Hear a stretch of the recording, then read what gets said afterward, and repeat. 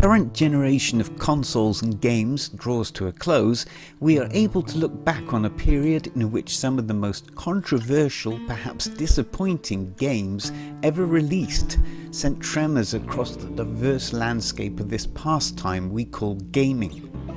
From the loot crate era of EA's Star Wars Battlefront 2 to Mass Effect Andromeda's technical flaws, through to the disastrous launch of Bethesda's Fallout 76, to the arguably even worse situation with BioWare's Anthem, there have been genuine moments to feel let down and deflated.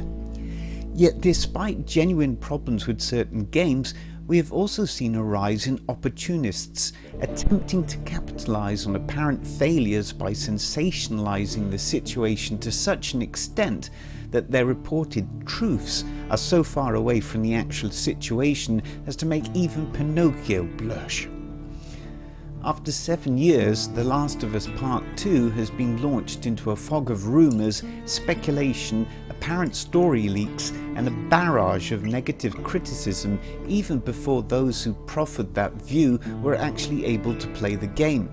Even now, some still attempt to defend speculative views that they made before the game was released, despite any evidence to the contrary. As with Days Gone, many players may have begun to formulate a completely different idea about the game than that which it actually is, for this is certainly not another Last Jedi. The Last of Us Part 2 is significantly larger, more varied and bolder than its predecessor. If The Last of Us was a sweet satsuma filled with a tangy orange taste, then The Last of Us Part 2 is an orange, larger and more bitter, yet still refreshingly orange. It certainly is not a lemon. Graphically, the game, although showcasing both technical and artistic improvements, manages to retain the authenticity of look and feel from The Last of Us.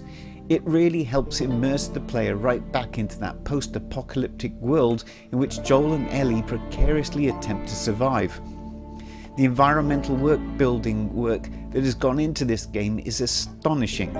If the original had been at 10, then somehow the whole design team have managed to push to 10.5. Any further and they would have fallen off a cliff. The game adds to the high calibre of cutscenes that we have come to expect from Naughty Dog. The facial animation work, motion capture and the voice acting is some of the greatest ever created. Maybe I was starting to buy into that whole cure business. Maybe I just wanted to do right by her. The gameplay mechanics have been subtly tweaked and improved in some areas, whilst much remains the same as before, and this combination is exactly as it should be. After all, the inventory and button mapping system of the original was so far ahead of many other games that it really would have been a case of why fix something that isn't actually broken. There are quite a few menu options that players can twiddle with, such as levels of auto-aim assistance, that will make significant differences to combat. This is even more significant for players who may have some sort of physical handicap, allowing them a much more forgiving gameplay experience whilst allowing them to actually focus on the game. As with The Last of Us, the way in which gameplay flows into cutscene and back is masterfully executed.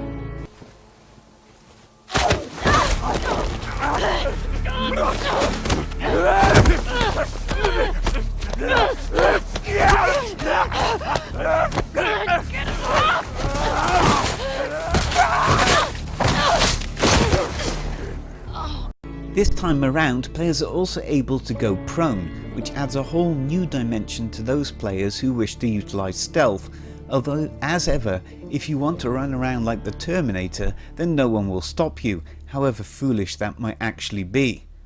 The environmental work and streamlined gameplay mechanics are complemented by an exceptional, hauntingly brilliant original soundtrack by Gustavo Santaolalla, which utilises acoustic stripped down layers, altering themes from the original as well as introducing many new ideas and themes that create an audio backbone to the whole structure.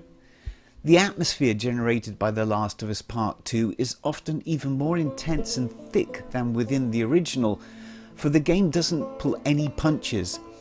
It seems as if there are fewer opportunities to take any breaks from the relentless tension of a world filled with palpable danger and horror. As with The Last of Us, though, the constant looting for resources and collectibles serves as a nice distraction or reward.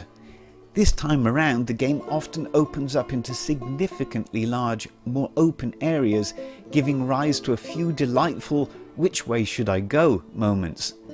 As for the story, it is outside of the scope of this review to discuss it in any detail, and this will be explored in the inevitable editorial to be released at some point in the future.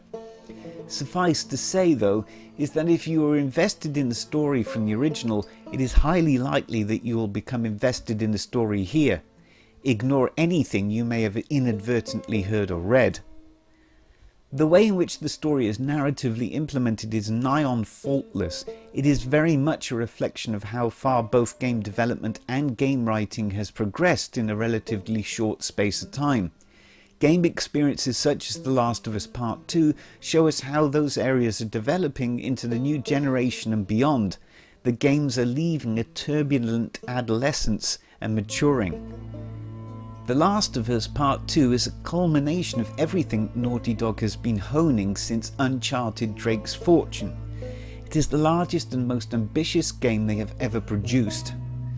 The Last of Us could have been left as a standalone experience with an open ending, leaving players to muse about what became of Joel and Ellie. However, this reviewer has revelled in the opportunity to once again become lost in that dark, unforgiving world. With so many ways to expand upon the original story, the pathways that The Last of Us Part 2 forges are no less rewarding, offering the player an opportunity to view the game's world from many different perspectives. The Last of Us Part 2 is an exceptional, often intense, memorable gaming experience that at the very least is on par with its predecessor and at times surpasses it. Simultaneously familiar and yet different, the hallmark of an exceptional sequel.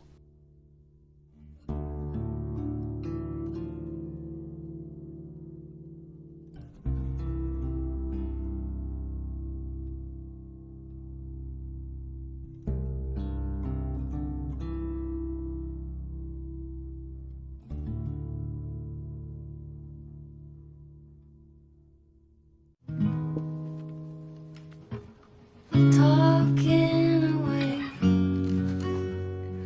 I don't know what I'm to say, I'll say it anyway.